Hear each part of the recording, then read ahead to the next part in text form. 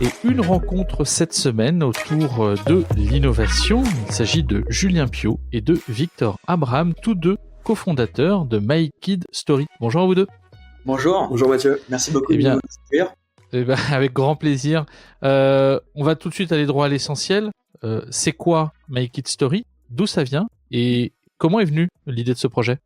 Eh ben écoute, je vais t'en parler, puis après je laisserai Julien un petit peu d'expliquer la genèse du projet, qui est un projet qu'on développe depuis 1 an maintenant, qu'on a testé il y a quelques mois auprès de plusieurs centaines de familles et qu'on a lancé tout récemment, il y a 1 mois à peu près, auprès du grand public.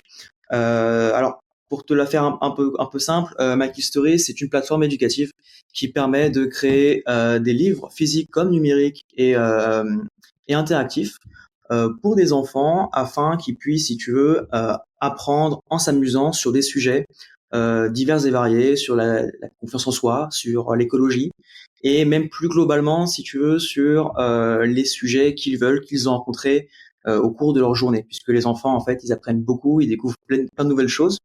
Et l'idée, c'est que les parents puissent proposer aux enfants des histoires qui allient à la fois le côté ludique et le côté éducatif.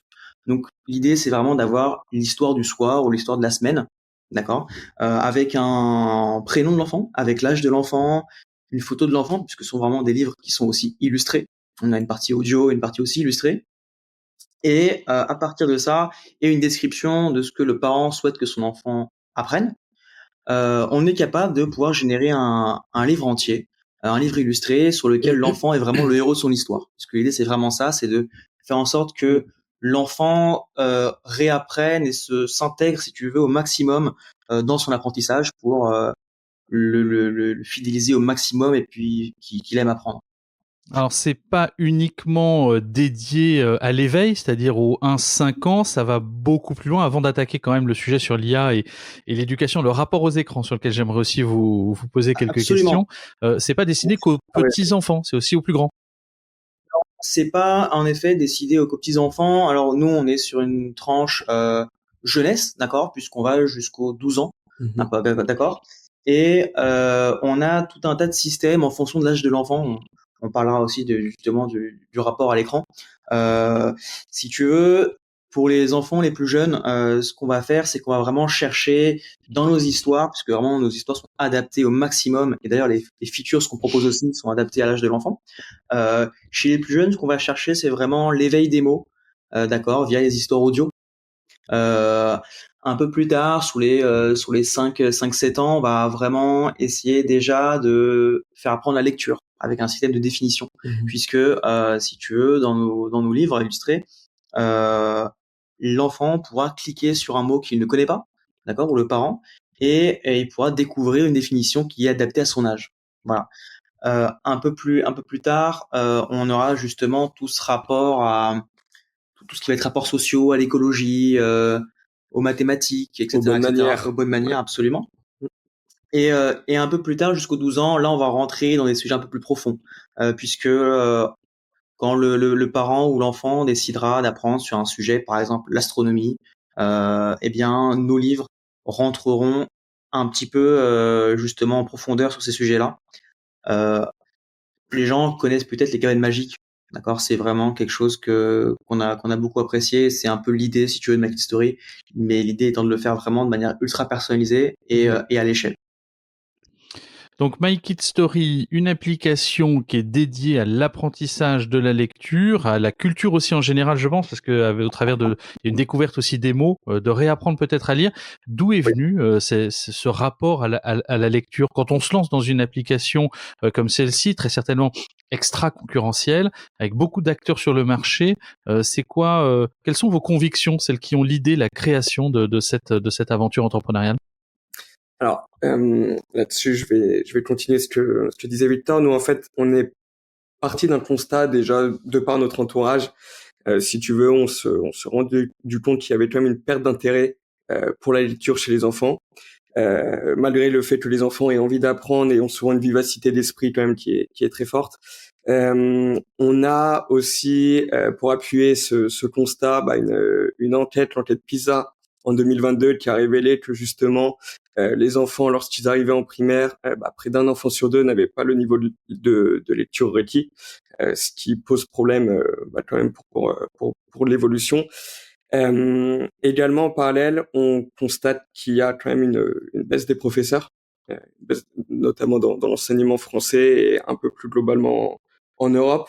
Donc l'idée après, c'était de se poser la question en fait, de comment justement stimuler la créativité, comment stimuler l'envie chez les enfants d'apprendre. Et pour ça, c'est vrai que je pense qu'on a tous en mémoire un divertissement, un livre, une histoire qui nous a marqué dans notre enfance. Moi, personnellement, c'était justement un livre personnalisé, alors que c'était simplement le prénom. Et c'est vrai que c'est quelque chose sur lequel j'ai pas oublié, et je pense que la personnalisation a un impact très fort, et pour donner le goût de la lecture, et pour justement avoir envie de créer plein d'histoires, et du coup, in fine, pour apprendre.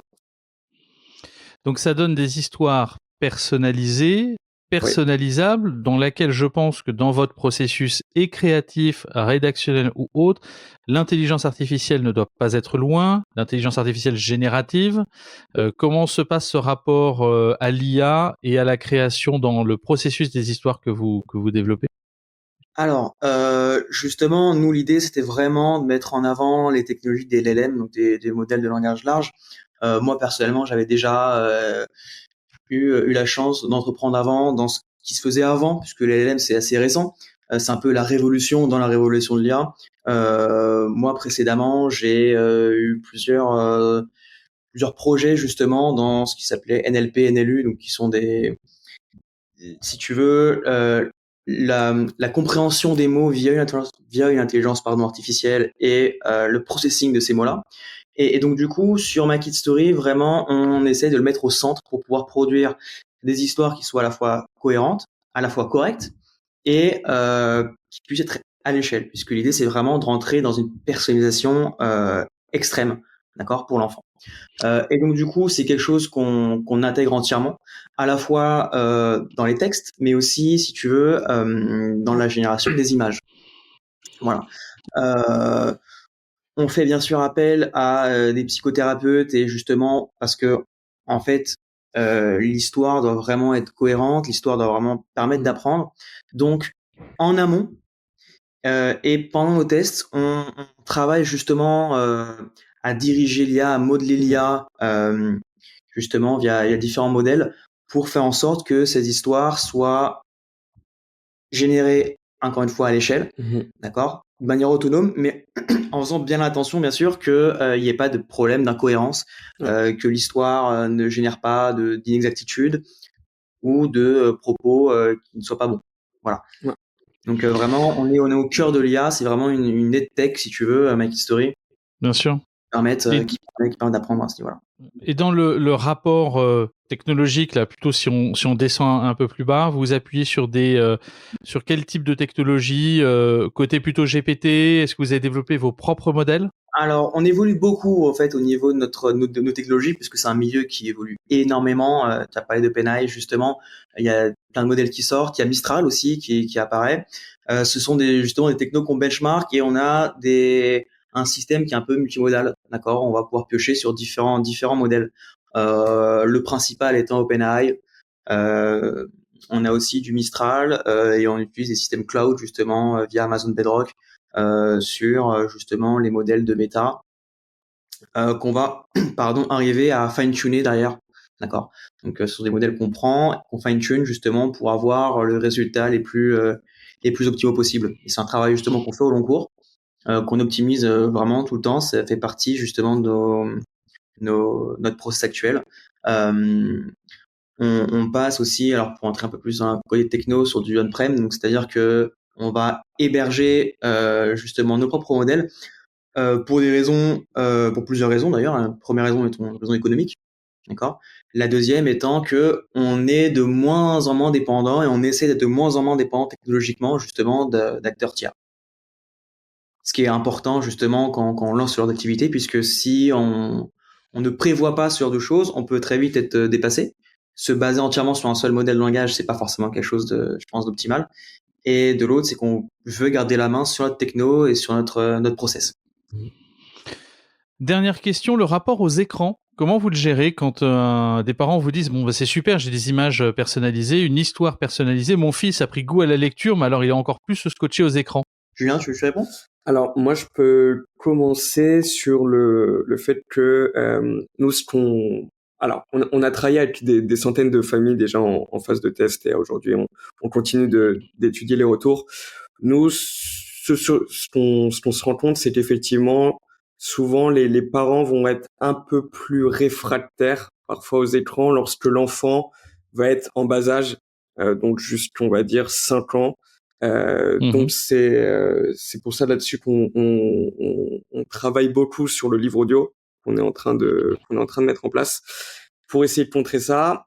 À savoir aussi que d'un autre côté, les enfants lorsqu'ils sont en bas âge, l'enfant n'est pas forcément n'a pas encore les facultés pour lire, donc c'est plus les parents qui vont lire l'histoire. Et ce qui peut aussi justement contrer cet usage de l'écran chez l'enfant. Et c'est quelque chose aussi qu'on a pensé dès le début, puisqu'on permet justement aussi d'avoir des livres physiques. Voilà. D'accord.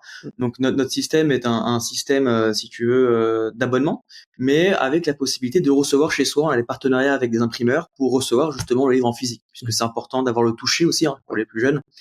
C'est quelque chose vraiment qu'on a évidemment pas oublié. Donc on allie justement à la fois l'apprentissage sur du physique, d'accord, et chez les plus âgés sur des histoires interactives avec des systèmes de clics, avec des systèmes de quiz à la fin aussi, par exemple, ce genre de choses. Mais c'est quelque chose qui est évidemment très important, sur lequel on parle beaucoup et on échange beaucoup avec les familles. Donc on travaille évidemment là-dessus avec justement les livres en physique qu'on peut recevoir chez soi quand les parents veulent, finalement. Et dans cet écosystème, avant que l'on puisse terminer cette interview, dans l'écosystème avec du Luni, mais également d'autres acteurs que l'on voit fleurir, comment est-ce que vous vous situez? Vous arrivez en pleine face de ces concurrents ou est-ce que vous vous différenciez vraiment par cette approche de personnalisation, ce qui n'est pas le cas parce qu'on peut avoir des codes avec le Luni, hein, on fait ses propres choix d'histoire, mais c'est pas aussi personnalisé. Est-ce que c'est vraiment la personnalisation et l'aspect éducatif qui prime dans votre ADN? Oui, tout à fait. C'est vraiment la personnalisation et le côté éducatif qui prime. Aujourd'hui, Luni, je pense qu'il se base plus sur du divertissement pur pour les enfants et ça plaît beaucoup aux enfants. Mais nous, vraiment, l'idée, c'est vraiment de faire de la pédagogie grâce à de la personnalisation, grâce aux histoires personnalisées. C'est vraiment, si tu veux, l'apprentissage par le storytelling. On cherche vraiment justement à utiliser non pas le livre comme un moyen uniquement ludique, mais vraiment le livre comme un moyen d'apprendre. L'apprentissage, c'est vraiment au cœur de notre concept. Eh bien, merci Julien Piot et Victor Abraham, cofondateurs de My Kid Story, à retrouver urgemment pour tous les parents qui, comme moi, ont des enfants qui aiment lire, mais qui aiment pas forcément lire sur les livres et qui aiment bien lire sur des écrans et qui doivent retrouver ce goût à la lecture avec plein d'histoires personnalisées. Merci à vous deux et on se retrouve très vite. À très vite. Bye bye. Très vite. Au revoir. Au revoir.